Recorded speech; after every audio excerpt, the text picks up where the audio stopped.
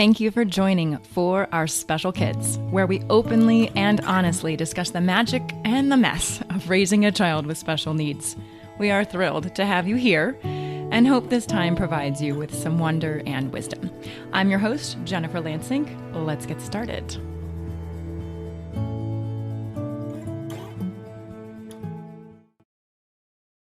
Kristen O'Meara is a mother of a teenage boy named Austin, who is on the autism spectrum. She has a master's degree in counseling psychology and worked in nonprofit mental health and private and public education for many years. She is also a practicing intuitive with extensive training in the art of psychic reading and spiritual or energy healing. She has combined her counseling and intuitive training to help parents of special needs children who have difficulty accepting their child's diagnosis and their role as parent, like she did, after receiving her son's diagnosis in 2009. Her forthcoming book, Parenting a Child with Special Needs, Our Spiritual Journey to Heal, captures her healing journey that began in prolonged grief and transformed into acceptance and unconditional love. Kristen, so much fun having you here. So we originally were connected through Denise Corral, who was on the podcast a few weeks ago talking about intuitive parenting. She's amazing. I love her. And I'm really excited that she thought to connect us because over the last few months of talking to you, I've just grown to love you and love your energy and just love the perspective that you take on parenting.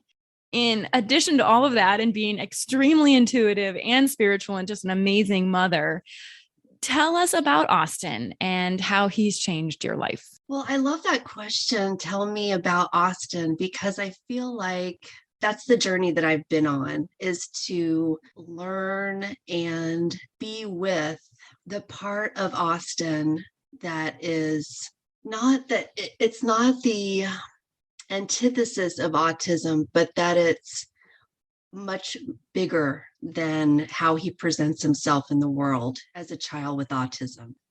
So that's really how he's changed my life. When I received his diagnosis, I had to really get to know myself in such a profound way. And it was mostly through suffering, through that prolonged grief that spanned probably for about 3 years that led into depression, that I had to eventually face myself and what I had expected my life to be, what I had expected my child to be like. So it was through that exploration, which was mostly self-inquiry, journaling, meditation, developing my intuition over the course of quite a few years, that I had to really learn who I am and the truth of who I am to really understand who Austin is. So when I was able to separate what wasn't true about myself or wasn't true about how I was seeing things, how I was perceiving things, such that when I was given the diagnosis of autism, and for several years, that's all I could see when I looked at Austin was autism.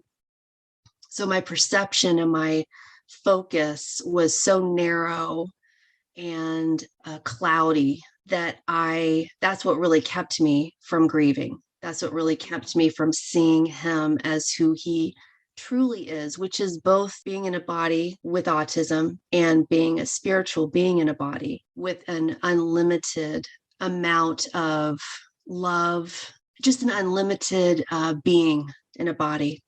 What you said is so true, that the life that you thought you were going to live with your child, the carefreeness, the freedoms, just the boy that you thought he was going to be, or the girl that I thought Teal was going to be. It took me a very long time to realize, oh, I was actually self-limiting her by my beliefs, because look at what she actually is.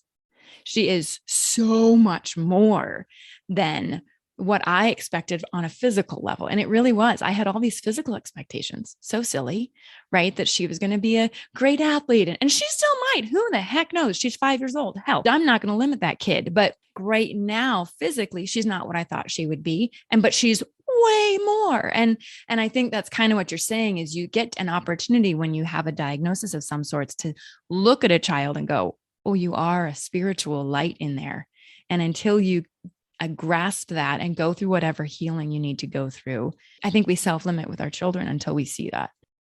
Absolutely. And I believe that the expectations that we develop can date back as young as even before we're teenagers, right? I mean, even when we're 5, 6, 7, 8, 9, oh, I'm going to have a child that does this, or I'm going to have a child like me, or I'm going to have a child like my brother, or I'm going to have this.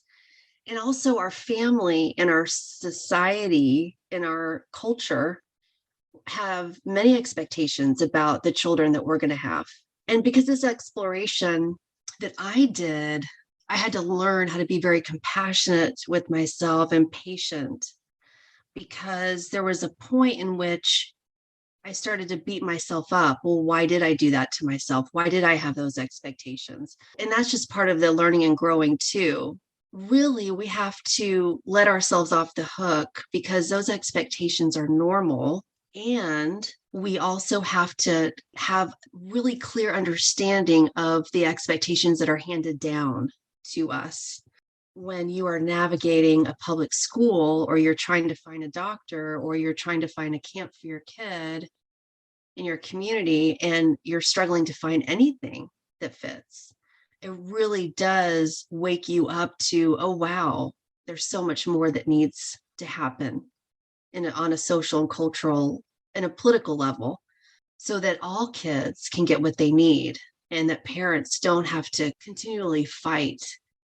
So back to expectations, though, it's an exploration of what, say, for example, myself, what my expectations were, and they're very personal. One was that I wanted a child who didn't struggle like I did as a kid. I wanted a child who wasn't highly sensitive, that wasn't super shy. I mean, anything that I didn't either like about myself or that I struggled with. I wanted Austin to be the total opposite, so he could have the childhood, probably the childhood that maybe I wanted, or a better childhood. Power of manifestation. I think you created everything you didn't want.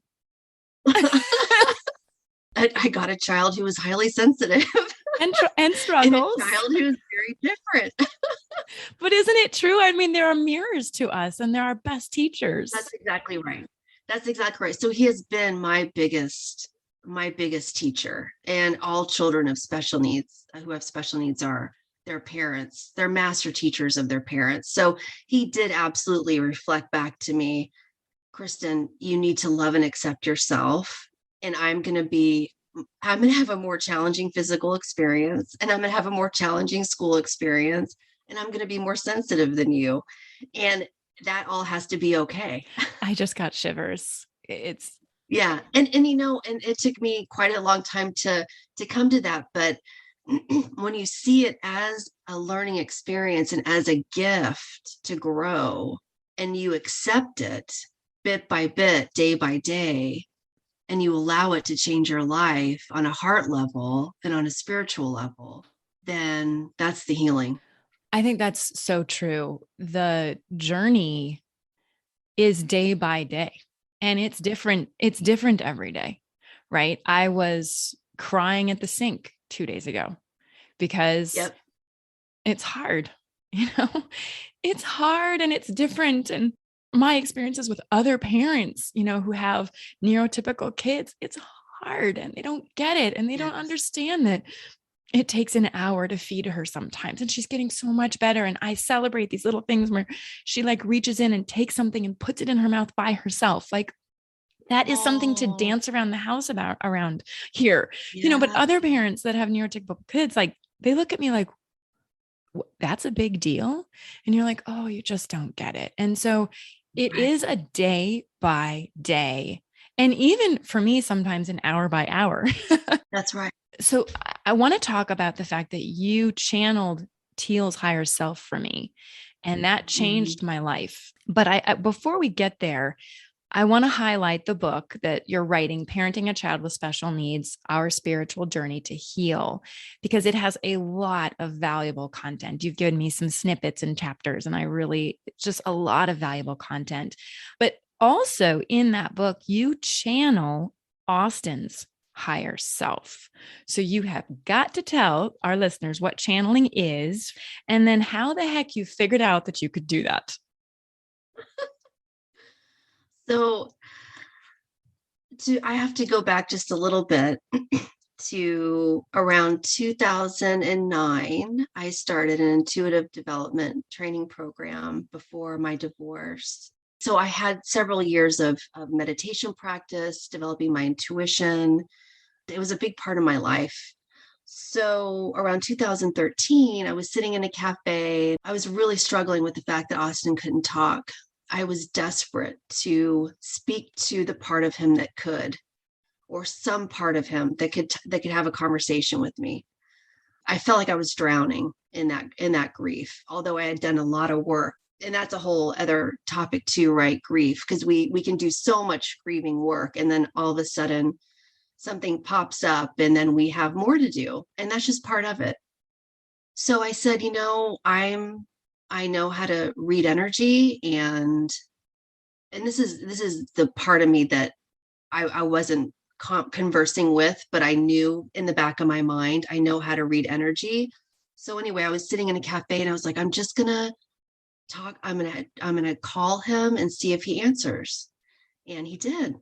And I had my laptop in front of me, and all the information was coming through, and I was typing it as we were talking. And that was our first conversation.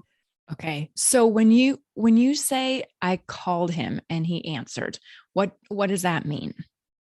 Oh, sure. So what I did was I made sure I was grounded, asked this simple question, which was, Austin's higher self, will you please talk to me?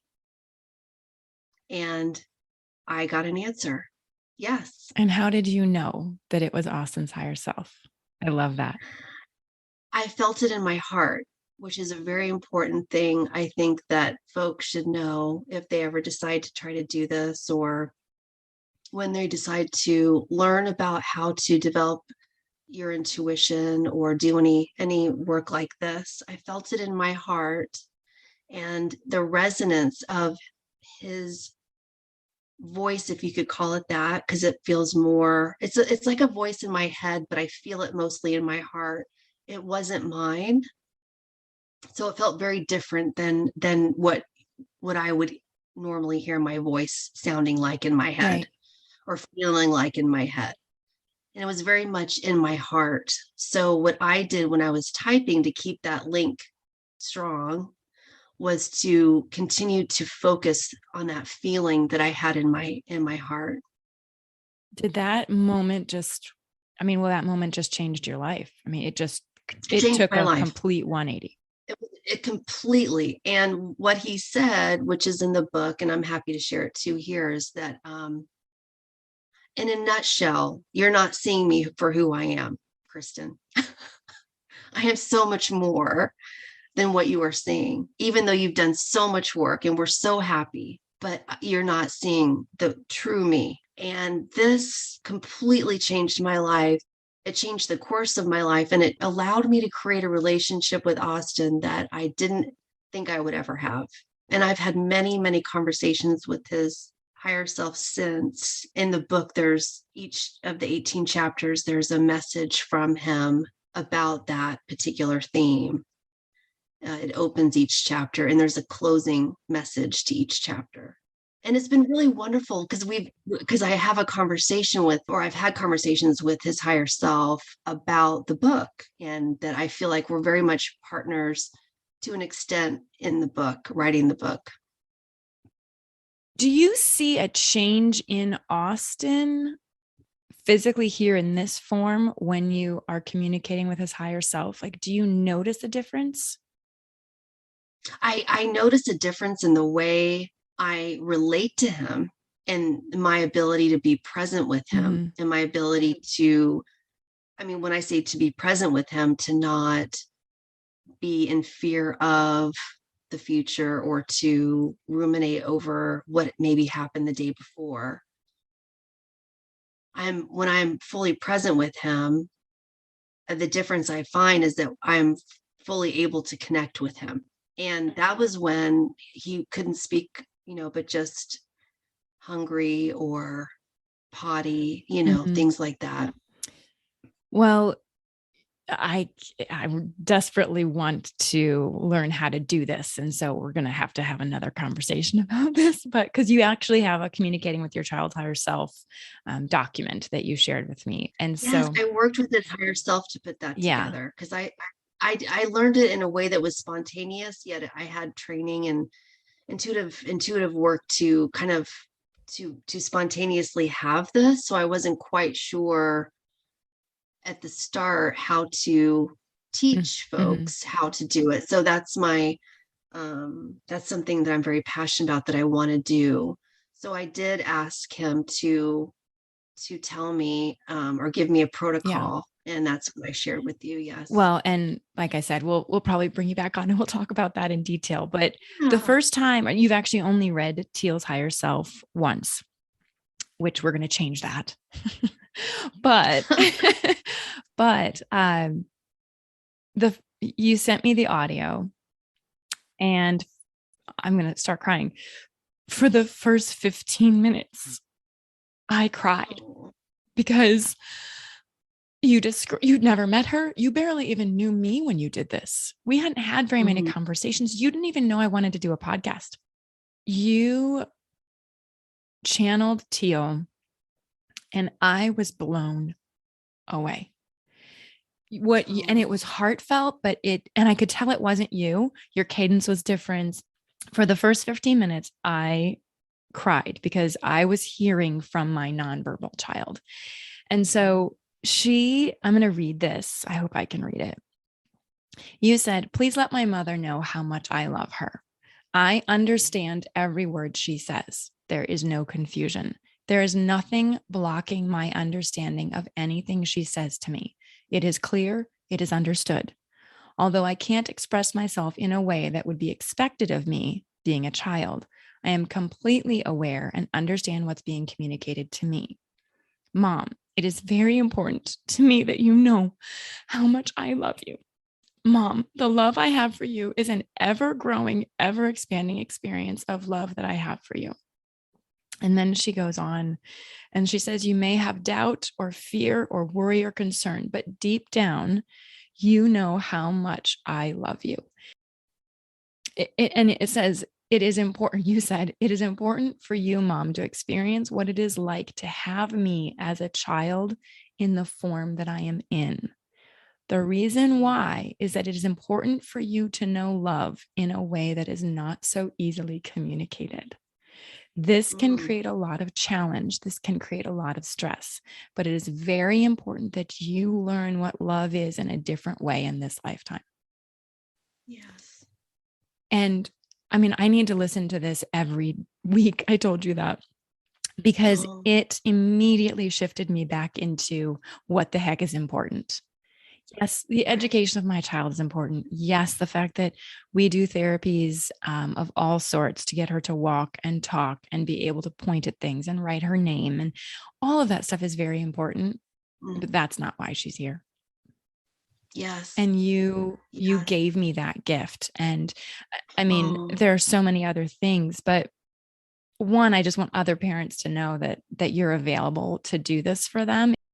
What do you think is the biggest thing that you see in all of these kids that you're communicating with? Because you haven't done just Teal, you've done other children.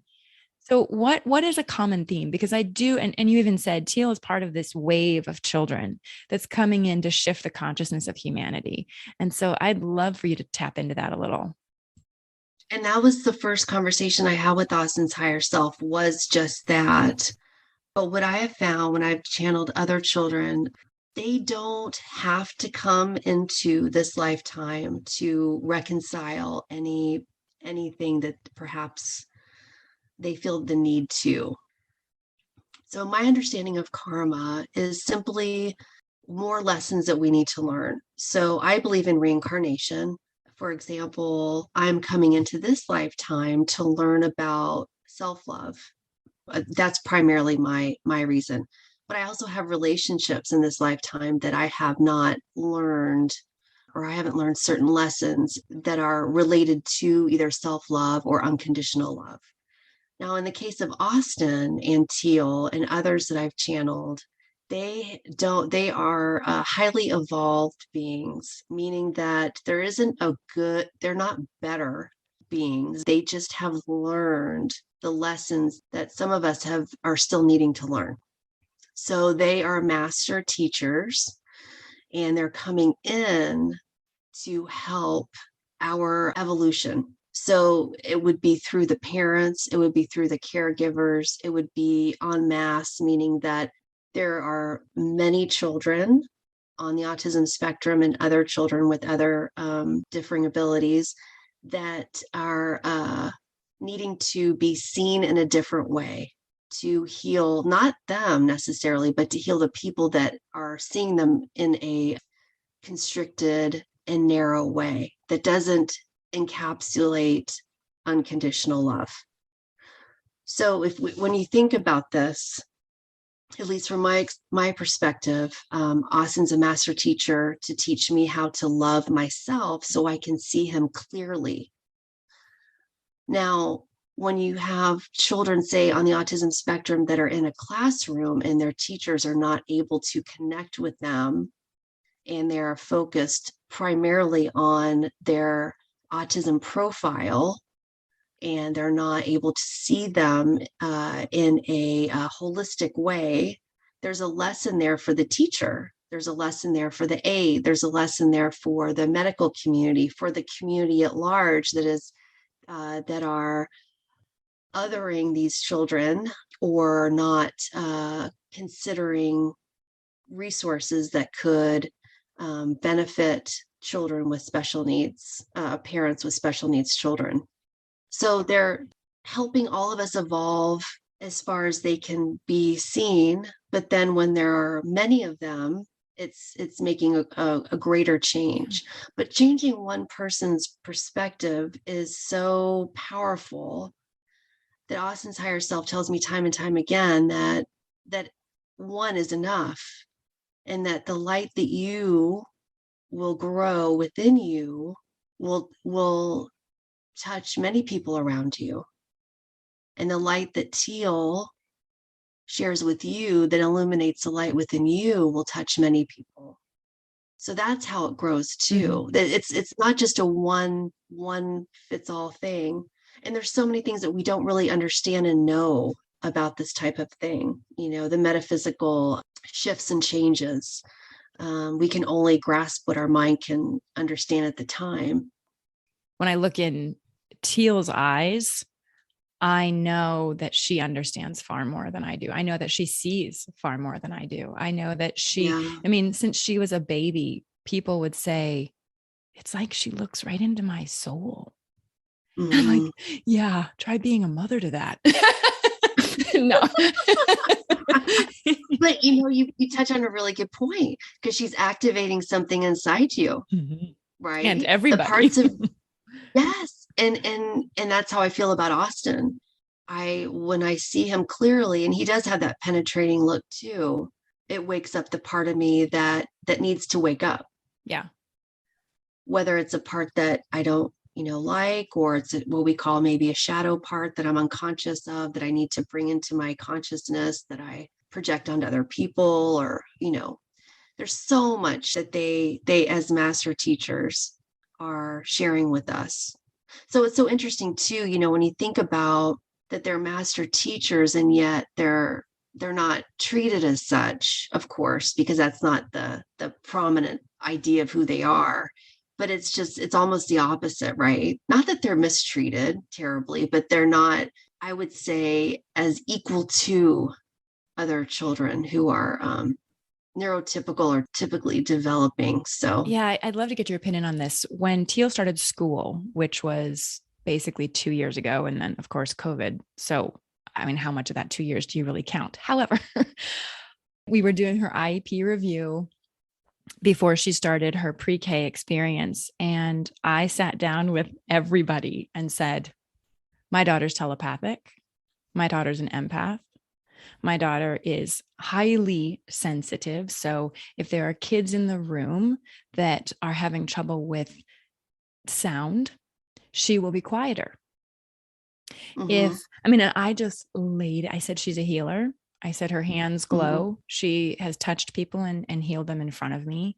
I laid Mm-hmm. it on the line and I said, so just so you know what child you have coming in. And they were like, well, you can't see my face, but like their jaws were dropped. And then they literally, it was like this whole thing shifted. They said, well, we want to know about that. And I said, so let me give you an example. I said, when she was about 4 months old, she was crying, and Teal just doesn't cry much. I mean, she fusses, but she's just not a crier. And she was hollering up a storm. And all of a sudden, I looked at Alex, my husband, her dad, and said, put a hat on her. We were inside. And he was like, what are you talking about? And I said, put a hat on her. I don't know.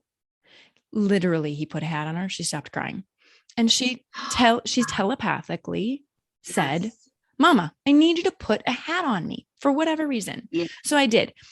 The reason I tell you that story is because I told the teachers, if you get a knowing within yourself about Teal, if you just all of a sudden are like, I think she wants this cup instead of that one, or I think she'd prefer that we read this to her or we treat her. I said, go with it, because she's probably Yeah. telling you. I said, we always say that's, oh, mother's intuition. I'm like, no, actually, I think that's the kid telepathically pushing it on you. And we need to give more power to the kids in those situations than we do to this motherly instinct. I mean, of course, we have motherly instinct, but you know what I mean? We need to give more power to these kids and expect more from them. So you were going to say something. What's so beautiful about that example is that it's encouraging the other person, like the teacher or the aide, to be open to their intuitive ability, which we all should be focusing on more. I believe that is so, so helpful for parents, especially when they have children who can't talk or can't see or can't walk, or I mean, it doesn't even matter. A typically developing child, intuition is key. It is key, and it's not relegated to the mothers, like you said, or it should be something that we develop and work on all the Yeah. time. And just have awareness of. I figured if I'm a parent, and I literally said to them, you guys can write me up in all the notes that I'm a psycho mom, a woo woo mom. It's like totally fine. I actually am. So it's completely acceptable to me. You can put whatever you want in the notes. But I will tell you, you'll be a better teacher because of Teal and how much she challenges you to feel different, Oh, to I try to love be a that. better, to help all of us be better. And I was talking to a parent, because I did the same thing with her kindergarten teachers. We changed schools and I was like, okay, let me tell you about Teal. And then I vomit on them and they're like, okay, but they get it. And the parents like approach me now and they're like, Teal is such a bright light in our school. She changes everything around her. It's that ripple effect. It's that, you were talking about that light that brightens up within you. That light shines into any darkness that you can't see.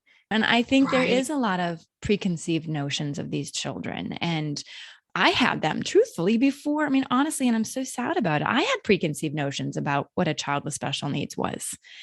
And boom, I have one. And I know that she is shining this little light, or huge light. She's actually a huge light, but it's creeping into all these dark places and challenging all of these parents in how they perceive, well, their perceptions. Like, she's challenging all of that, and she does it in this most beautiful way. And you really have allowed me to even more confidently just step into that. My goodness, watch out, first grade teachers.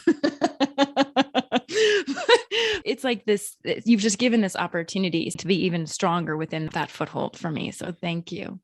I'm so impressed because for some of us, it will take some time to get to that place. And you are sharing with people in your modeling for people, hopefully where they will come.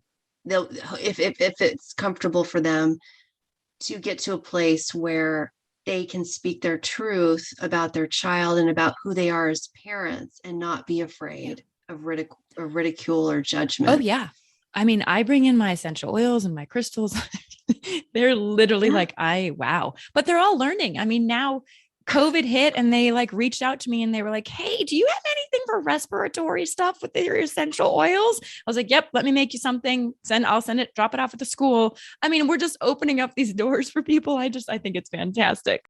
I think people are genuinely curious. There are parts of us, not the lower mind or ego that's rattling away, but the heart and the soul that, yes, I want to know about that essential oil. I want to know about your different child. I want to know. And the curiosity is there, but we've been conditioned to see things a certain way, to be a certain way. I think the more we understand how really conditioned we've become, whether it was our family or society or culture, it's profound, the conditioning. So one thing that our child will do for us is to help us unravel that story or Mm-hmm. stories of conditioning. Mm-hmm. Because for me with Austin, we live like you and Teal very differently than most people in our community. We have to because we're very different people. And we're not out in, he's not out playing soccer or baseball or doing the things that most kids are doing. For me, I've had to, because I was on the swim team growing up and I did this and I did that, and I had to unravel, well, is that really important? Is that story really important? Is it really important that Austin does X, Y, and Z? Is it really important that me as a parent is X, Y, and Z? No. And what that does is that allows me to be creative, which is what our soul really, really longs to be, is creative. So when you say allows you to be creative, what does that mean? A creative parent, a creative individual. You know what, Austin, we're going to do this weird Mm-hmm. thing. We're going to go. He's super into crystals for the last few years. I mean, is that weird? It's not really that weird, but we've gone to every crystal store, I mean, in a 100-mile radius. I don't know many kids his age that are probably doing that, maybe some, but we've had to think about, or I've had to think about things differently, that he's not going to be in recreational sports. He's not going to be doing all these things because it doesn't interest Mm-hmm. him. I need to be creative and I need to really be in tune with what his interests are and find some commonality too. Have that type of life be meaningful and not have it be a cookie cutter life. Now, there's nothing wrong with a family who has typically developing children to be in sports. There's nothing wrong with that. But if we as parents of special needs children are constantly comparing ourselves to others, thinking that way of life is better, then that is a very painful Oh, way to live. comparison. Oh yeah, I mean, when we can, I mean, for me, the communities that I've lived in the last 10 or 12 years are very sport focused and academic focused. And that's fine. There's nothing wrong with that. But I have to, first of all, understand my perhaps judgment and my expectations and how I'm perceiving them and go, I need to let that go and open myself up as a creative person to have a life that has a lot of joy and Mm-hmm. meaning. And that ain't easy. It ain't easy, but it is about But it can be self-growth. done. And yeah, I'm just trying to you tied a bow on it just because it allows you to be a different person. I mean, the expectation, we started with that conversation, the expectation of what my life was going to be, it's nothing like what it is today. And while Yeah. there are certain parts of my life that I would love to change, right? Like, people say, oh my God, I wouldn't change anything, now that I have it. I'm like, no, actually there would be. I'd like her life to be easier. I'd like her to be able to walk and run. And she was at a dance party, a birthday party yesterday, and everyone was dancing. And she couldn't, Right. she was on her knees and she was watching and she was bouncing up and down. But, I'd like to change that for her. The little girls were running around with a hula hoop and she desperately wanted to be with Yeah. them. And I'm an empath, right? And so that just hurts. You see this little baby 5-year-old who's like desperate to be running around with her peers. And oh, it hurts. And yet, so there are things that I would change, but I would never change the journey that we're on and this Right. amazing experience. And, I just, one thing that I'm going to read this just because I really want to make sure I drive this home for most parents, because you channeled this of Teal. She said, Mom, don't work so hard to make things a certain way. She said, my mom goes through a tremendous amount of work to do what you think you need to do for me. And it's admirable, but please don't work too hard because I am okay. We know that the world that you live in has certain expectations, ideas, and thought and theories on how you should care for me. But we want you to know that we are just fine and that you may think, how is that possible? You need so many things. And yes, we do. But we also need you to enjoy your life and to relax and rejuvenate and rest. Okay, holy God, what an eye opener. That my daughter's higher self literally transformed, one from I to we, which we should definitely talk about, but that she's recognizing you got to cool it a little bit, sweetheart. You need to just be and enjoy and be a good role model for your daughter, to show her that you can rest and just watch a movie and cuddle. And it doesn't have to be also intertwined with neuroplasticity, and it doesn't have, just relax and enjoy and take care of yourself and be that person. So for every single parent that wants to hear that stuff from their kids, definitely get in touch with Kristen because she's going to help you get there. But it was just a reminder to me of those expectations. She was already ahead of it. I just love the gift that you gave to me in her reading. So thank you. Oh, you're so welcome. You're so welcome. So one thing or two things you said, sometimes when you connect with a child's higher self, it is not similar to the physical form here on earth. In other words, you might have a little girl and their higher self is a man's voice or in your head, or you might have a little boy and the higher self is a female, or an old woman or whatever. Can you talk about that a little bit and how that might affect a parent if that were to happen? Yes.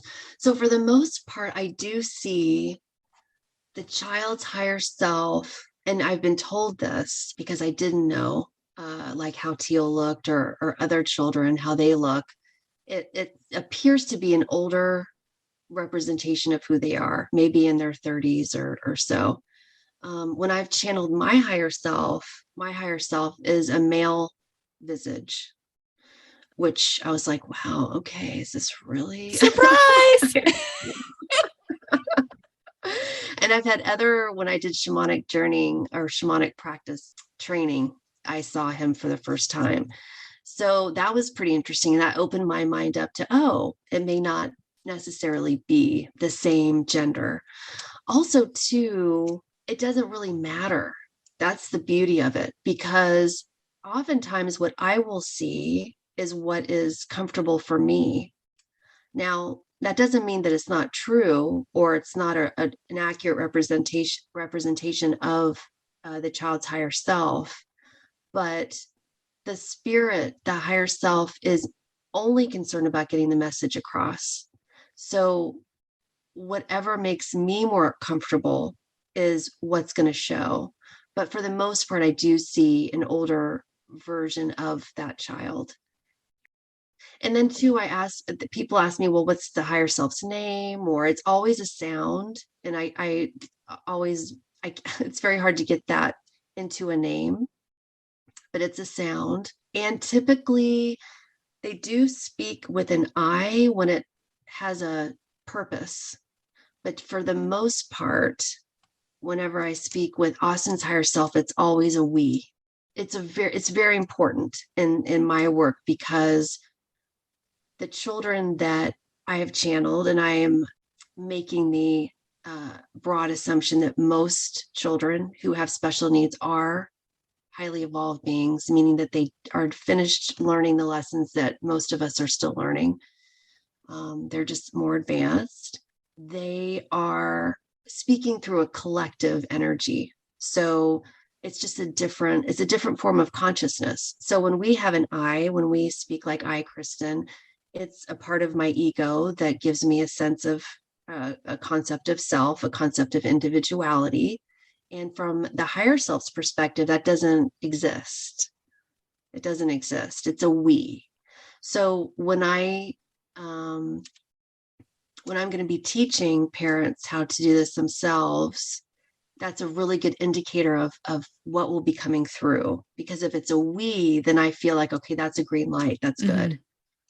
But that doesn't, there will be an I at some point. But I think to hear that we is a very important indicator that it is who you're channeling. Yeah. And in the 45 minutes that you channeled Teal, it started as an I. And then it just transitioned. It was a direct message to you. And then it transitioned to a we. And those messages, like you said, were very different. The we messages were much more like, we know that the world that you live in has expectations, but I love you, or I want her to know this. It was very different. And I'm glad we're having that conversation, because it was when you look back on it, you're like, whoa, okay. It's powerful. Yes. And Austin, when I believe he's only done that a couple times with me when I've channeled his higher self. The first one had some eyes, because it was very important that I wrapped my head around what was happening. And then after that first conversation, it's only been we. Well, I'm going to point people to your website, because there is a portion of your website that talks about the unknown.